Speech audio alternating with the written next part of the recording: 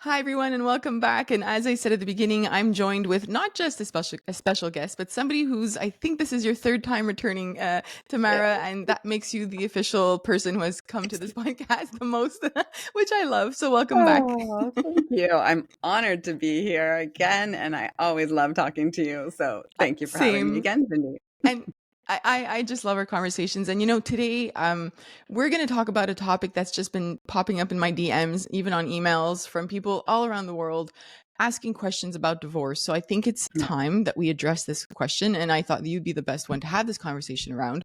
So I think at first, I'm a child of divorce. My parents got divorced when I was young, and the reason why I want to break it down this way is because of what I experienced and because of the questions that are coming in as well, where I see it as the before the divorce, during a divorce, and after, and that there are lots of ways that we can be more mindful of what's happening with our children and how we're sort of as a family navigating all of these difficulties. So let's begin with that parent who is having a lot more heated discussions and arguments with their partner and their kids are around. The question I get from parents is it bad to have to have an argument in front of our children, and where is the line in terms of how often it's happening that can actually have an impact on our kids? It's a great question. I'm glad we started there, Cindy, because arguing and conflict is really at the core of the outcomes for kids who experience divorce. And I'm a Mm, child of divorce also, mm, so I also have personal experience in this mm. area. What I would say is not all arguing in front of your children is a bad thing, right? Right. It really depends on how we argue and how we disagree with our partners. And so I tend to think about it as conflict more than arguing. So Right. if we are engaged in a discussion, and even if it's a slightly heated discussion or voices are raised a bit, that's okay.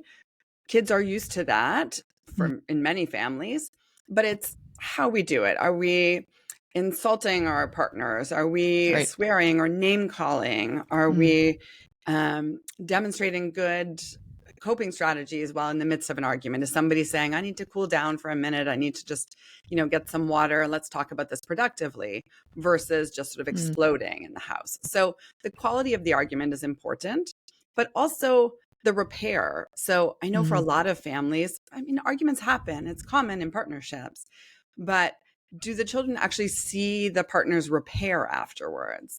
So I just love the idea of having parents repair, even if it's the second time, Mm. excuse me, even if they've already kind of repaired privately, doing that again in front of your children so they can see how they came back together afterwards is important. Because if they, in their relationships, they're going to have disagreements, and it's good modeling for them to see how to work through these.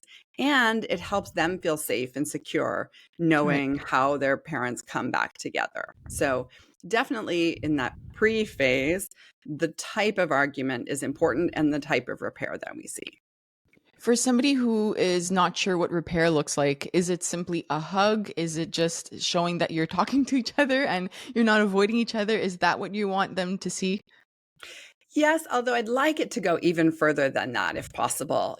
Something as explicit as, I'm glad that we took a break from the conversation last night Mm, because when we came back to it, we were able to handle it much more calmly. Or I really right. Okay. appreciated that you heard my side, even though it didn't seem to make sense to you at the time. So, really being Okay. explicit about how we kind of got through it and how we kind of worked through or problem solved that argument or disagreement. Got it.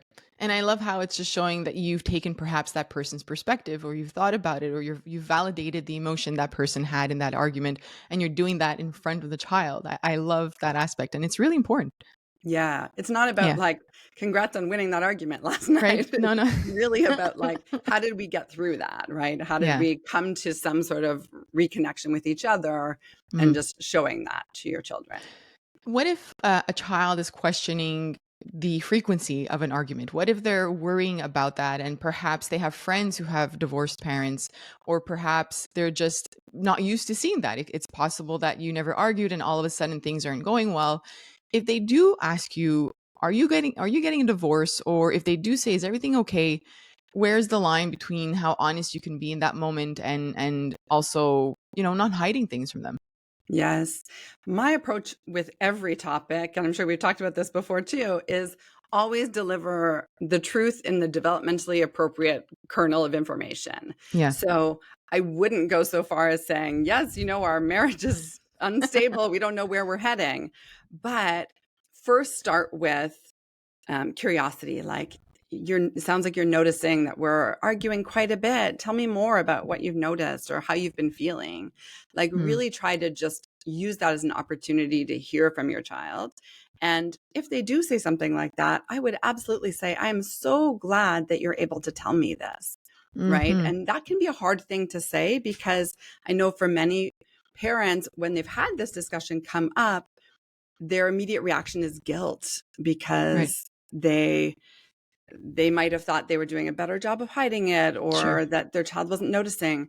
But rather than getting stuck in that guilt, just really trying to embrace the open communication that your child is Mm, showing, and just, again, take that as an opportunity to dive into how they're feeling about it.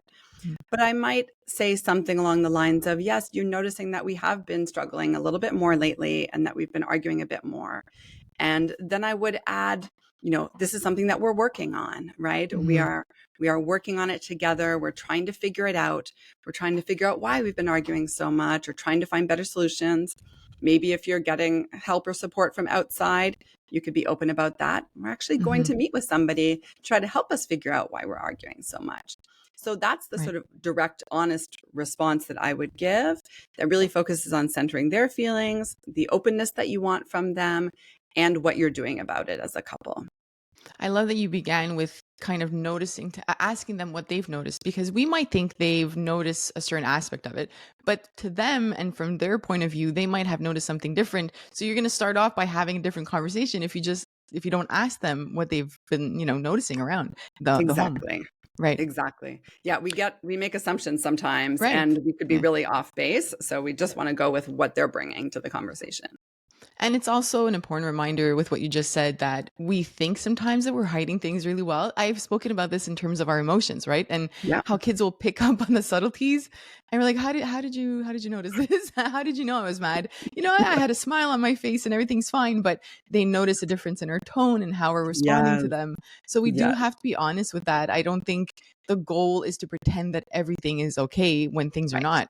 Exactly. Mm, That's it. got it. But Yeah. you always want to anchor that in something that's being done about it, so that your child's security feels stable, Right. right? So you just have to come back to, whether it's seeking help or whether it's that we're discussing this together to try to figure it out, there needs to be some Yeah. anchor in what you're doing to try to help it.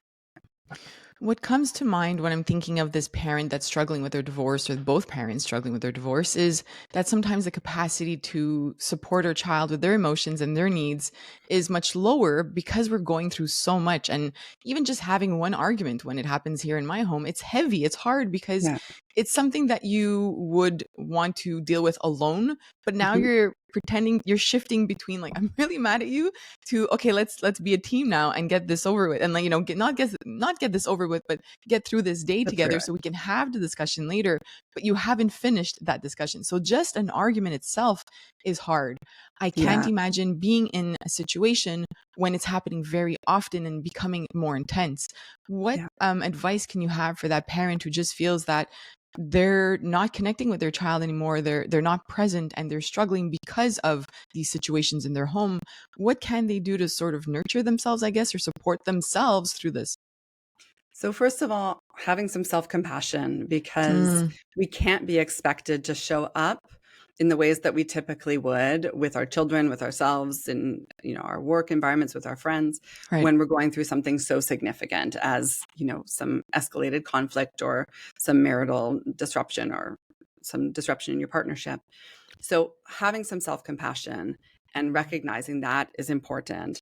And if it really is an ongoing thing, then I would also look at, are there other ways that you can kind of supplement your child's support during that time? Like maybe they Mm, spend a little bit of extra time with grandma if grandma's around, or with an extended family member, or leaning on right. some friends to have them, have your children over for dinner a little bit more Hmm. often, or something. So that's one Hmm. element of it.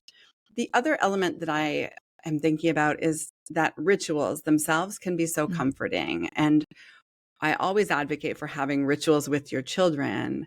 And I think even for me, if I'm having a hard day, by the time we get to certain rituals in our day, there's something that is so comforting for those rituals, even for me, even though they were in mm, theory designed for my children. mhm, So allowing yourself that moment to just rest in that ritual, whether mm. it's a good night ritual, whether it's something that you say or something you do together. Oh, sorry, that's my That's okay. dog. It's okay. um, just being able to, like I said, rest in that ritual so Right. that you can take a moment for yourself too. Now, I'm also I want to think of the parent that is going through this very difficult moment and having lots of conflicts and wondering, is it worth staying in this for my children, or do I leave this person that I perhaps have distanced myself from or feel that it's not, that relationship that I wanted anymore? But now, like, that parent hesitates about the impact on their child if they do get divorced. What would you Yeah. offer in terms of advice for that parent who's questioning, but just wanting to stay for the family? Yeah. I find so many parents in that Mm, situation, and it's not an easy situation because there are so many factors to weigh, right. right? And obviously, parents are trying to put their children's needs ahead of everything else, but there is a lot to consider. And it's not just the level of conflict, but also what does modeling a healthy relationship look like? Right. And even if you navigate a relationship conflict free per se, um, but it's lacking what a loving relationship should look like, that Sure. also has an Yes. impact on your child. So there's Yeah. a lot of things to consider. I would recommend somebody consult with somebody to really Hmm. think through what are the considerations, what is, one's anxiety versus what we know about, Hmm. can actually help or hinder a situation. But taking time to kind of think that through and recognize that that might be something that is worth exploring either with a therapist or in couples therapy, because many partnerships and relationships, they all go through ups and downs, and they all Sure. go through challenging periods, some more intense than others. Hmm. And is this a challenging period, or is this something that, is bigger, that needs to be um, fixed or Right. ended? But also looking at, in the process, is there anything that you can do for yourself as an individual that might be bringing your mental health back to a place that's a bit more stable? So making sure that we kind of look at it from all angles, look at it Mm, with support, and recognize that there's no one right answer for any family, right? It mm, isn't always better for children to have parents who remain in a relationship if it's not a healthy relationship. yeah. But it's not always better for a child to be in a co-parenting relationship if, depending on the circumstances. So Right. there's no Mm, one right answer, but I would just recommend, as I said, really reflecting on what you can do to impact your own mental health, what you can do to explore options in terms of your mm, relationship. And even if you're with a partner who isn't willing to consider couples therapy, it can be very mhm. helpful to see somebody on your own to try to help you figure out what makes sense as a next step for you as a parent and for your children. I think that last piece is really interesting because some parents feel that they have to go to therapy together. And yes, there's often a partner that doesn't want to go to therapy. One email that has been coming in lately is a mother or mothers who want to leave their partner but are worried about one not seeing their kids. They just it breaks their heart not to see them for a long, an extended period of time, but also struggling with finances and wondering how will I be able to support my family alone, and can I do it? So I need to stay in the relationship in order to do that. But maybe starting with the therapy for yourself and figuring out like how you could first stabilize yourself and work on yourself to Yeah. go through this if you do go through this. That's right. That's Right. exactly it. The considerations are generally not just about children. There's huge financial elements of it. Right. There are a lot of logistics in terms of if a parent has been a stay-at-home parent, a full-time parent Mm. at home, what does that mean for them if they have to Yeah. enter the job market? And depending on Mhm. their age, what will that look like? What will it look like for their living situation? And there are so many factors that it is overwhelming for a lot of parents, Mm-hmm. understandably so. And importantly, one needs to be intentional and take their time to try to figure that out. But if they can figure out what parts are under their control that they can do to put themselves in the best position, then they might be able to see if that changes their relationship at all, right? Mm-hmm. That in and of itself Mm-hmm. might have an impact on their relationship. Having Right. more of a sense of agency in your own relationship and feeling like you have more control over your own life may impact your relationship in ways that could be beneficial. Mm-hmm. Or it may allow somebody the logistical and emotional structure to Right. make a decision that they might need to make. Mm. I want to move into that parent now who decides to make that move and to go through a divorce. But first, I just want to acknowledge that sometimes there aren't many arguments. And I only know this because I have people that reached out and said, I'm not in a bad situation. I just have fallen out of love with this person and don't want to be in this relationship anymore. But now it makes me feel even more guilty because nothing bad has been happening in the home, nothing serious, not, none of these big arguments. But I don't want to be in this relationship anymore. So I just want to acknowledge that parent again, because I have received messages that parents are just saying, I don't want to be in this relationship anymore. And that makes it even harder on the parent. Yeah, definitely. And Hmm. I would say it's not a new phenomenon, but it's culturally, I think for many families, it feels somewhat new territory because Hmm. I think it's not talked about a lot, right? We think about Right. divorce making a lot of sense, especially if there's any sort of abuse within a home Hmm. or high conflict. Yeah. And I think people get a lot of support for making that decision. Hmm. But when it comes to a situation like you're describing, Hmm. it can feel even more challenging because there might feel like there's some stigma around divorce under those types of circumstances or Yeah. some judgment that might occur. But as I said before, there are a lot of things to think about when it comes to your relationship, including, are you modeling what a healthy relationship should look like? And Hmm. so even the lack of conflict is not what makes a healthy relationship, Hmm. right? Having a strong partnership, having, emotional connection and intimacy Hmm. and trust. And that doesn't mean that we have to expect our partners to serve every function that we need in a relationship. But there are important elements of a partnership that go beyond conflict or lack of conflict. Right. So in those cases, again, it's obviously a very, very personal decision about whether that's something that one feels the need to end a relationship for or not. But just knowing that ultimately, I think every parent is trying to do what is best for their family under the Hmm. circumstances. And their Right. own mental health is a part of that equation, right? Hmm. And so if they are unhappy for whatever reason, that needs to be looked at. And if, they seek out their own supports and try to find their own answers to their own mental well-being, and they're still concerned that that isn't possible within a relationship, then divorce might be an option for them. Yeah. So you're absolutely right to bring up the fact that there's all kinds of reasons why parents or partners separate or divorce, and it's not all conflict. And you mentioned that stigma piece. I'm thinking about this particular email where the person was afraid of their family, given the culture that they had that didn't believe in divorce and you need to stick with it and be with your partner. They were struggling with, how am I going to tell my family about this if there isn't even a bad reason for it? There's no good reason in their mind. And I know I'm saying bad and good. I don't like using those words, but those are the words that parents use, right? Like it's not a good thing for me to say this. I'm leaving my partner when nothing bad has happened, and now my family will judge me for it and feel like I've broken up the family. So that Yeah. person who takes on the initial step, who takes that first step to Yeah. ask for the divorce, they are worried about being perceived like they ruined that family. Yeah. And Mm, sometimes that is just our own anxiety of how people mm, will react. And sometimes that's a very real reaction from right. extended family members.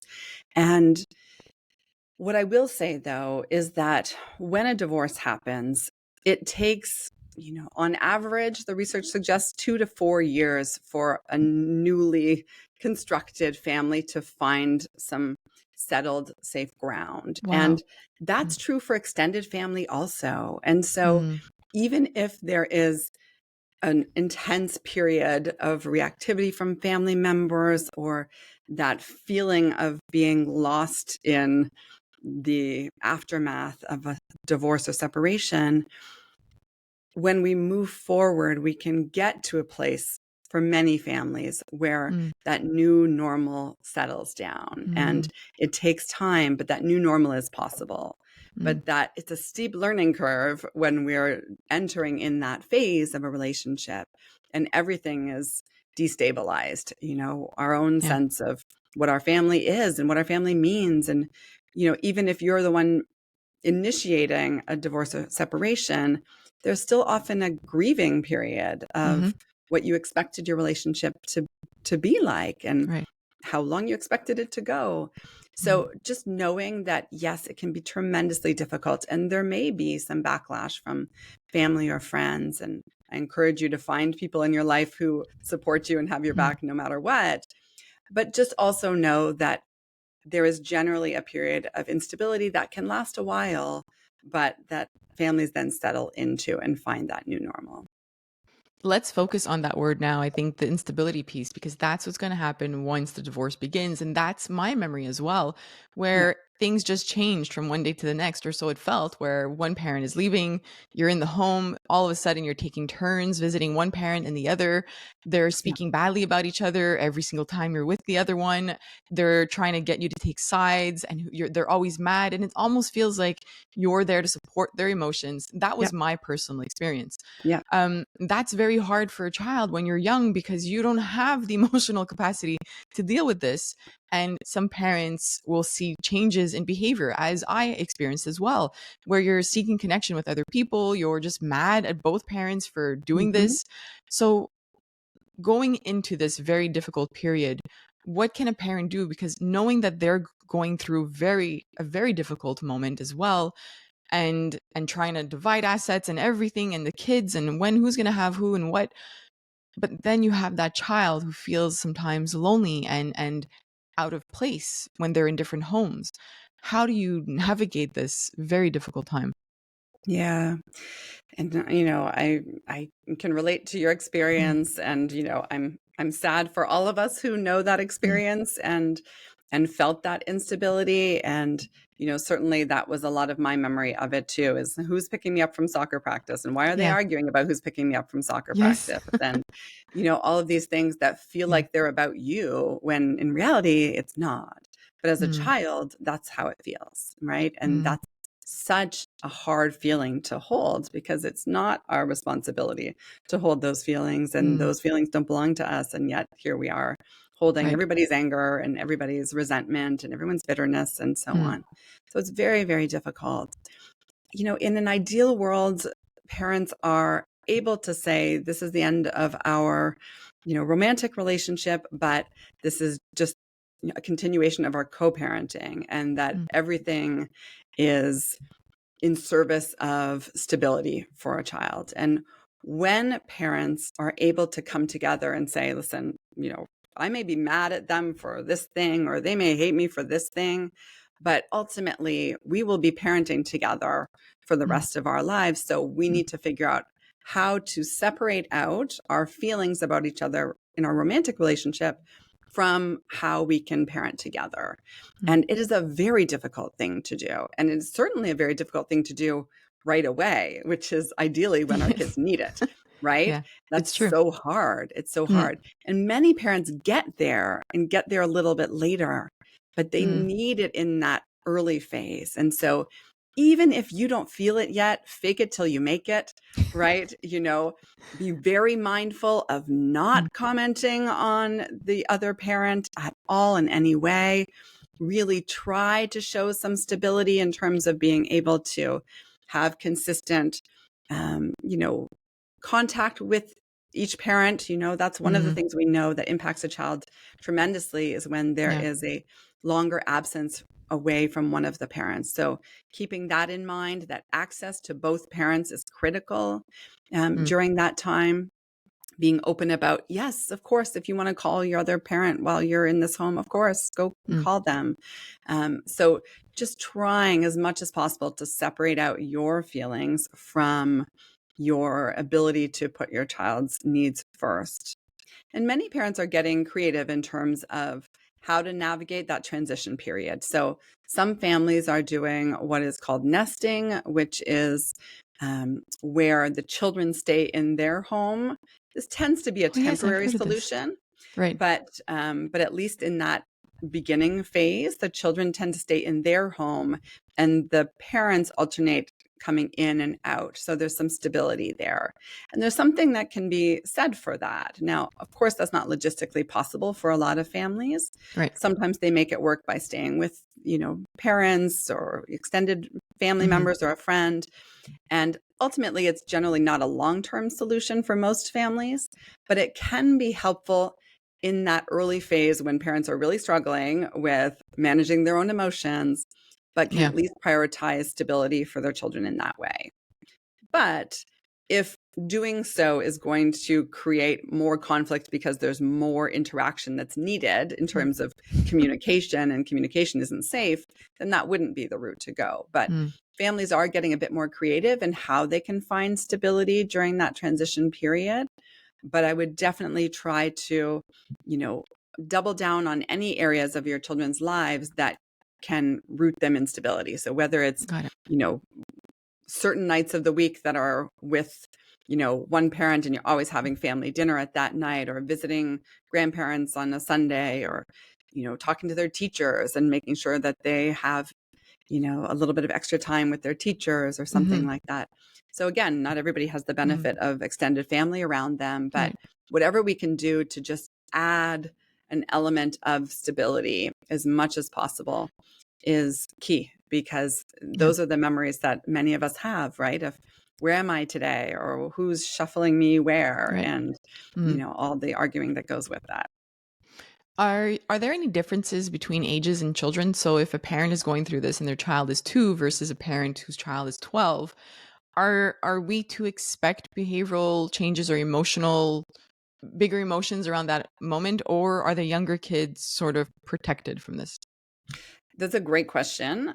And I would say the research is um, showing a little bit of differences across developmental stages. There Mm. are some unique considerations, especially for early childhood, because when we take an infant, let's say, Mm. who might be nursing still, they might Mhm. be breastfeeding, or they might be co-sleeping, or they might be home with one parent, during the day, every day while another parent works. Um, that's a very different consideration than a child who's 9 or 10. It doesn't Mhm. mean better or worse. It just means a very different consideration, especially because younger children just can't go as long without seeing their primary attachment figures, Right. Yeah. right? So we can't have, a common scenario for some older children might be 1 week, 1 week. We can't have a Mm. young child spending a week away from their primary attachment figure, Yeah. Yeah. ideally not from either of their attachment figures. Mm. So there are some unique considerations in that respect. It doesn't mean that the outcomes are necessarily different depending on whether or not we are tuned into what they need at that developmental stage. So it's not better or worse as long as we're tuning into the different needs of that stage. But we do know that um, late adolescents tend to be impacted a little bit differently than, say, Mm. early adolescents or younger children. And it's not necessarily that divorce is less impactful. It may just be that by then they have more coping mechanisms or Right. more support systems in place.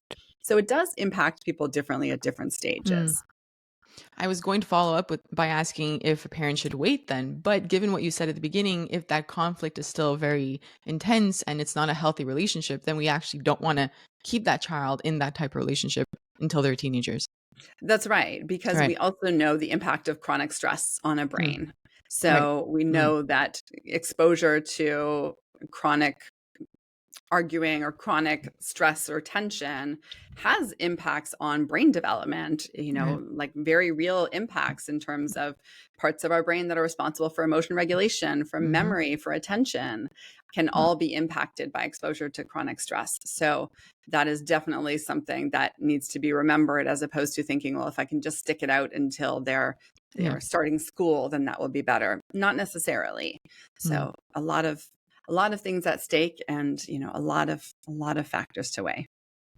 There was a father that reached out to me and said, um how do I support my child during this divorce, knowing that he had heard from friends of his sometimes kids take sides? And I thought that was a really interesting question. And I didn't have an answer. And I said, I'll get back to you with the podcast. And that's when I had to reach out to you. But I was really curious about that. Do kids often take sides? I know that it happened in my personal experience, but it's because we went towards the nurturing parent that we were closer with. And then in my situation, my father actually left and wasn't part of our lives anymore. So we took sides, obviously. But when parents are both involved, is that typical to see a child take sides?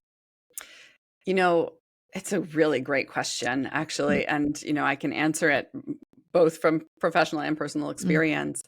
One thing I'll say is that, even in my home where there was some, violence within my home, mm, even though from an outsider, one might think like, okay, this is a good thing, right? Because, mm, the exposure to the violence will be eliminated. right. But when you're a child and that's what you've grown up in, that's not your thinking, right? Your thinking Mm, is just my family is coming apart. So even though mm, objectively reducing exposure to violence is a good thing, sometimes parents expect their children to sort of side with them because the other partner was abusive or violent or a mm, problem in some way.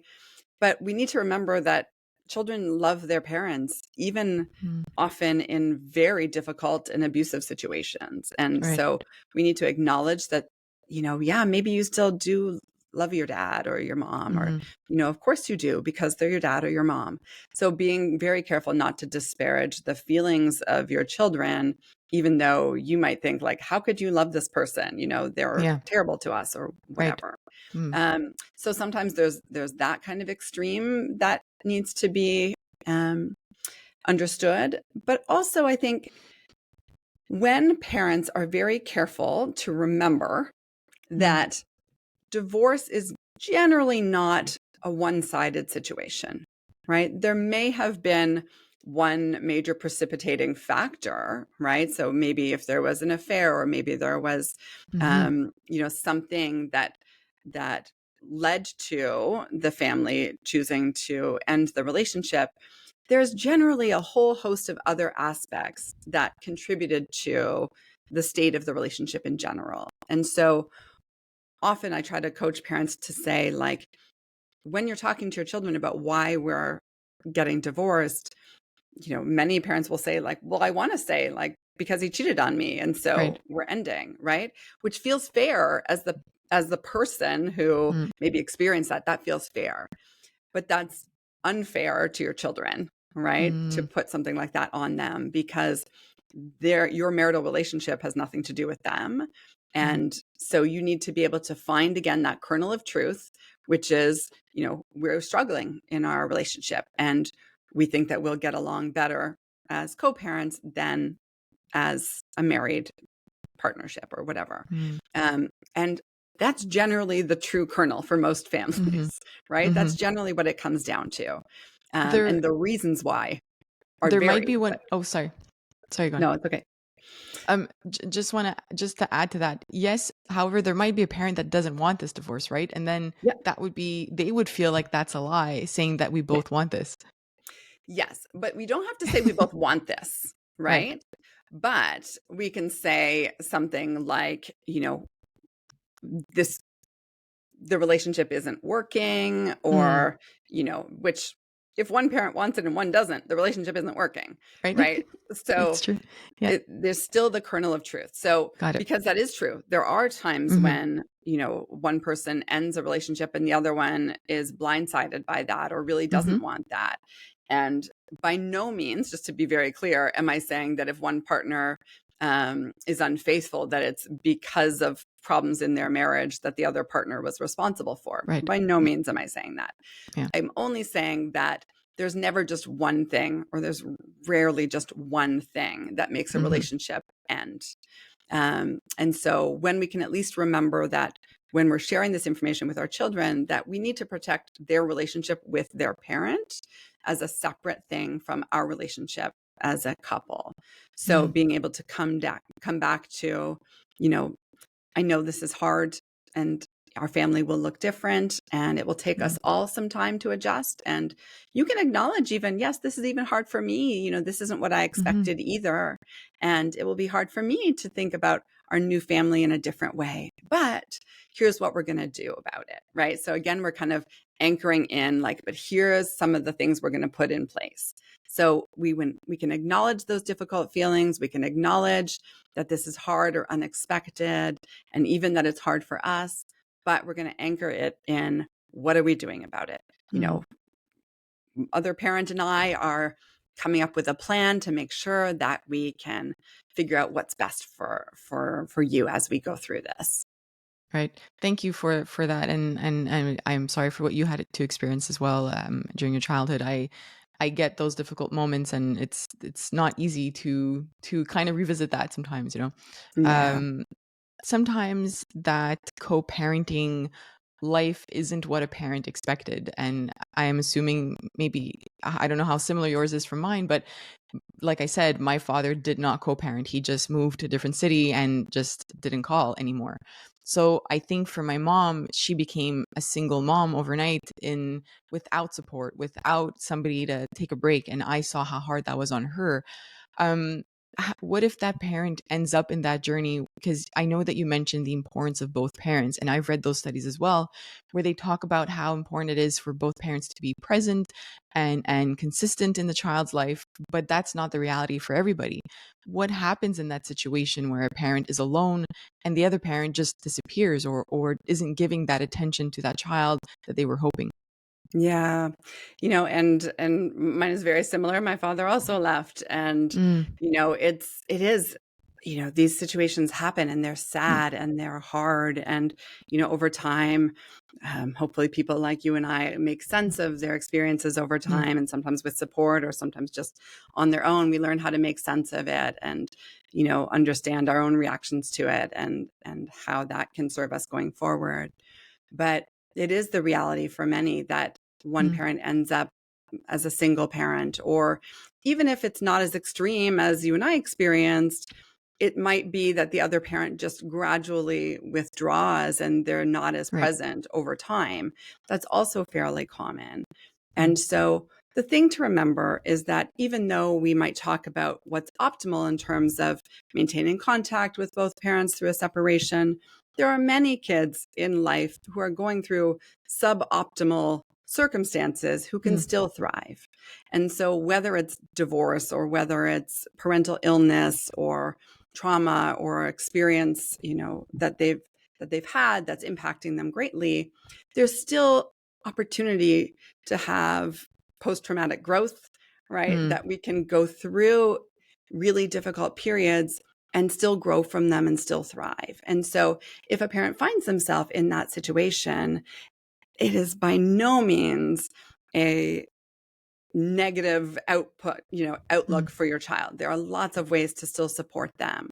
We know that a child really just needs one strong attachment figure in their life, and exactly. that will buffer them from a lot. So Mm, if you and you don't have to feel like, okay, now I have to be both parents to my child.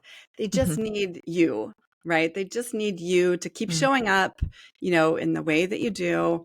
You don't have to be above and beyond to compensate for the lack of another parent. You just need to be you and show up and just maintain that connection with your child. And that will buffer them from so much. mm. Thank you for saying that. I just think that's going to validate a lot of parents and their worries or their feelings around this, and help them feel seen, because I do get those emails from parents saying, well, that other parent has taken off and I'm alone. And now, according to the research you share on Curious Neuron, they need both parents. So are you telling me now that my child is damaged? But you are speaking to the resilience part and that one strong connection, and the impact that it does have on them. Exactly. Right. Yes.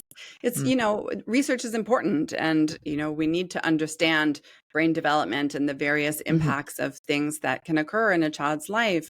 But we also know so much about what protects kids, even through, difficult or traumatic events. And so mhm, when we leverage those, right? Like, I think about like pulling all those levers, like Can we pull the lever of, connection? Can we pull the lever of community support, of, strong friendships, of ritual, of, all these things that we know can help kids, of sense making, right? Like we can make sense of an experience with our child.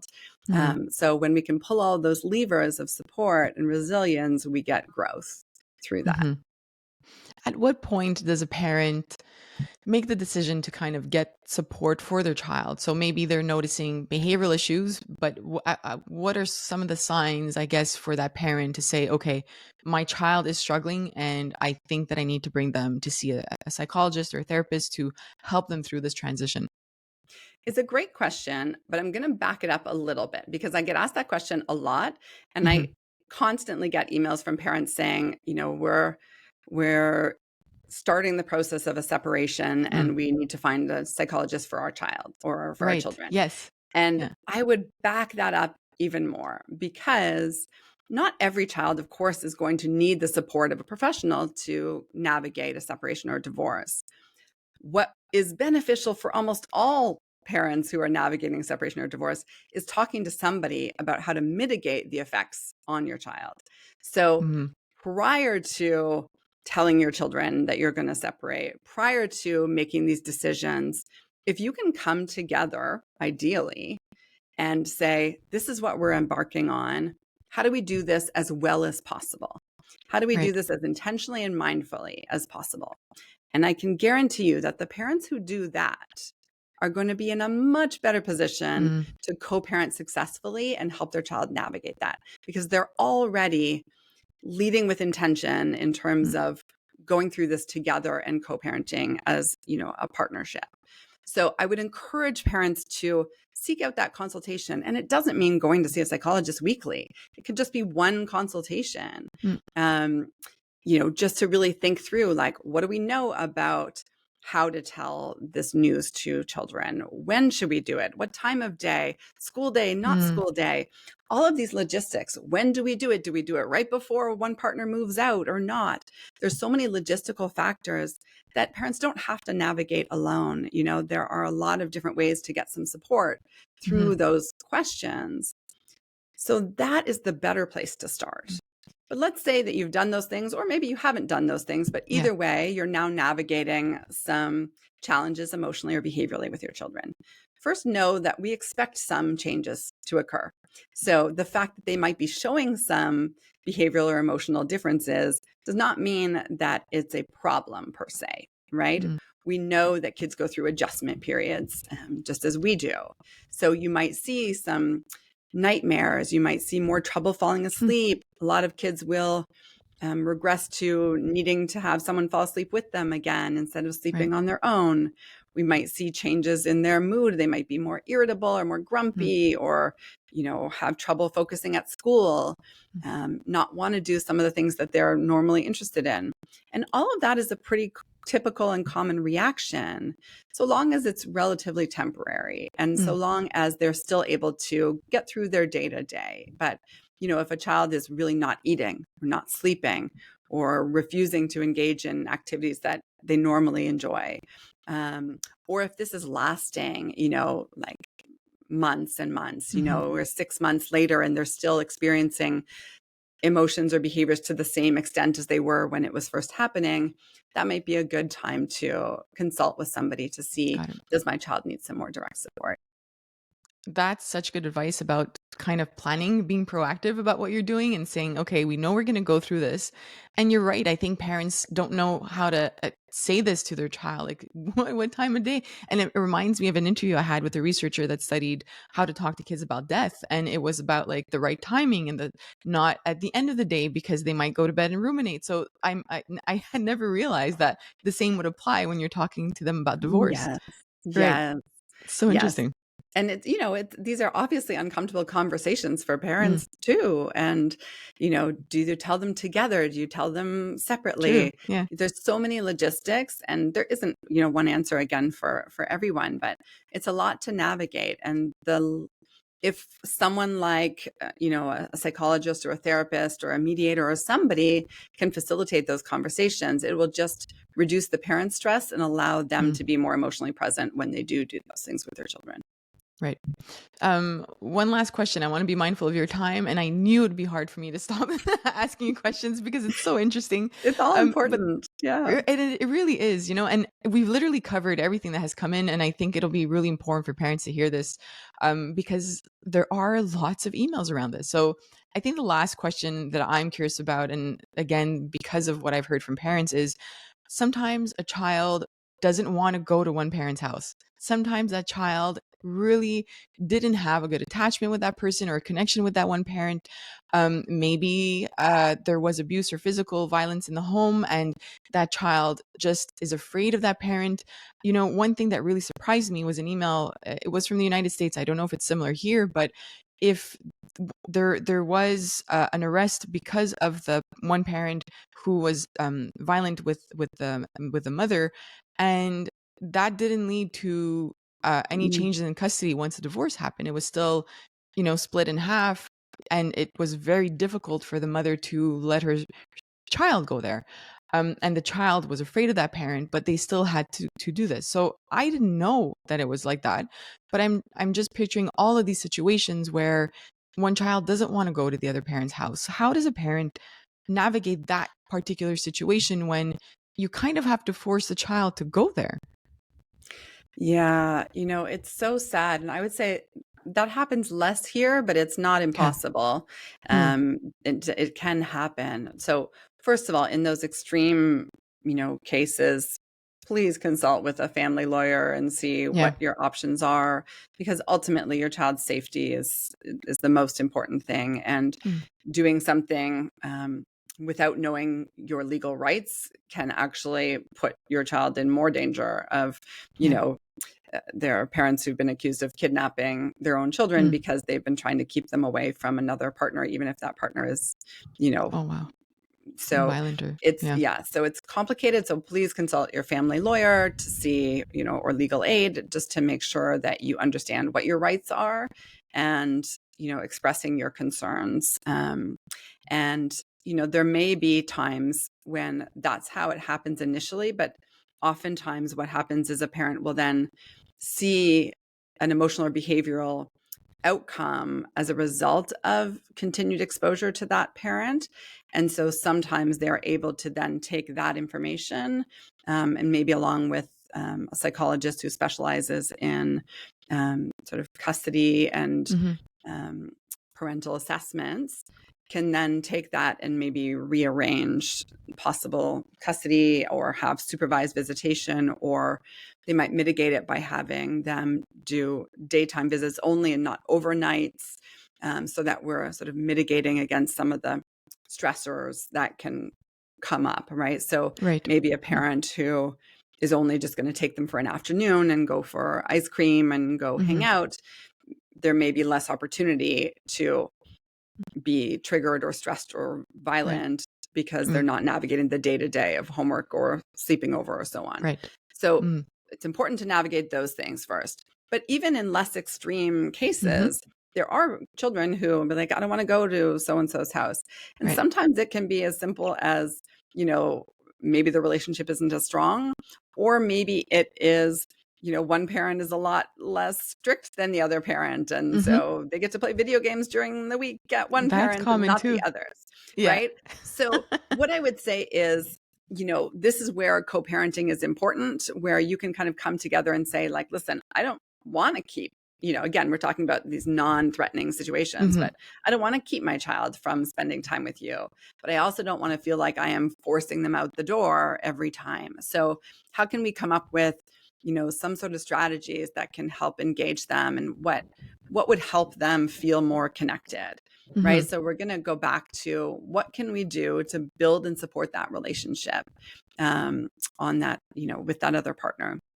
And ideally, that's something that both partners should be invested in, right? Right. We Yeah. want our children to have a strong relationship with that other partner too, right? For so many reasons. So if we can collaborate and say, like, well, maybe if you try this, or I find it works well if we do this, or what if we made an agreement about how we approach homework or how Hmm. we approach whatever.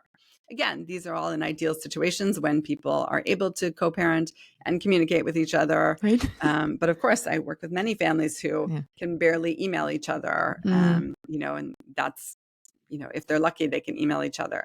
So mm, sometimes these things aren't always possible. And we're in a situation of just validating, like, I get how hard it is for you. What we can do is encourage our children just to share their feelings with the other parent. mm, And just ask, like, have you talked to mom or dad about right. how you're feeling? Um, and encourage them in that way so Mm, that we're not interfering in a way that the other parent might I perceive get it. as Right. self-serving. Yeah, Um, I get that. so yeah, And, is there anything, I guess, for the parent, let's say they don't want to leave a certain parent and they're struggling to distance themselves from you. So it might not just be that they don't want to see the other parent, but they don't want to leave one of their parents because they are yeah, so close with them. Are there yes, ways that you could um, create moments of connection? I don't know. It would be like a drawing or something that you can send your child off, something that you made for them, a little heart that you cut out, a way to connect yes, with them, even if they're not with you, so they can feel that yes. you're still with them.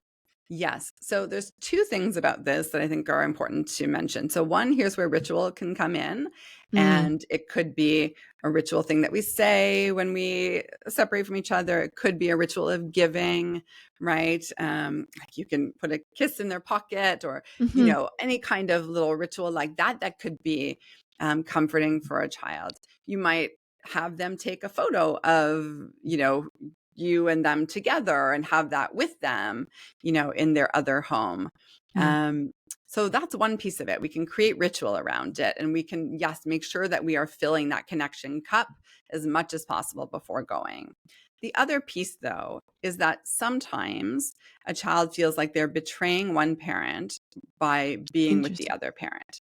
Right. And so, especially if they feel like one parent is sort of the bad guy in the situation, and I Yeah. don't mean male, just the Right. term bad The guy. bat. Yeah. Um, you know, we have to be very careful as the other parent to say, like, I'm okay, right? Like, I miss Mm, you when you're gone, but I'm okay, right? mm, And here's what I'm gonna do. I'm gonna go have dinner with Auntie Judy, and then I'm hmm gonna go for a run, and then I'm gonna read my book, and then I'm gonna do this. They need to know that we're okay, right? hmm Because sometimes children will struggle with separating because they feel like they're betraying the other parent and that they're leaving them all by themselves, and they feel sad about that. mm. So we need to also convey that we're okay, and they don't have to take care of us, and that's our job to take care of them. I had never thought about that piece. It's so important to realize. I love how you shared like what you're doing because then the child also knows you're fine. You're doing your own thing. You miss me. I miss Yeah. you, but you're okay. I Yes, love that piece. Tamara, exactly. thank you as always for sharing all your insights and your knowledge with us and with me. Today is this makes it my favorite episode between the two of us because I think I understand now why we do what we do and why we've connected on this. It just makes sense. Yes, indeed. Yes. It sure does. But honestly, I always love talking to you. And this is an important topic. And despite the Yeah. fact that so many families are experiencing this, we're still not Mm. really empowering families enough to know how to I don't think navigate so. these situations. Right. So I'm glad Yeah. that you're bringing this up. Thank you. Is there a way for anybody to reach you? If you can share, do you still have courses or ways that we can learn from you? Yes. So I do have my No More Power Struggles course, which Hmm is an online course that parents can, it's self directed and just helps them figure out how to move away from those strategies that we know don't work, timeouts, punishments, and so on, and how to Mm-hmm. use what we know about brain development, all the wonderful stuff that you share with your audience, how to leverage that to support their development. So that's available on my website, which is drtamarasouls.com. And one of the resources that I have on there that speaks to a lot of families is the 4 often overlooked reasons why your child is melting down. And I have that there because it helps everyone look a little deeper. And even in the Mm-hmm. context of divorce, it's going beyond just the surface behaviors, like what's underneath that we need to kind of pay attention to and notice. So that's up there as well on my website, if that's helpful for anybody. Thank you. I will add the link to your website in the show notes and to your social media as well. Thank you Thank you. again. And I look forward to our next talk. Thanks, Cindy. Me too.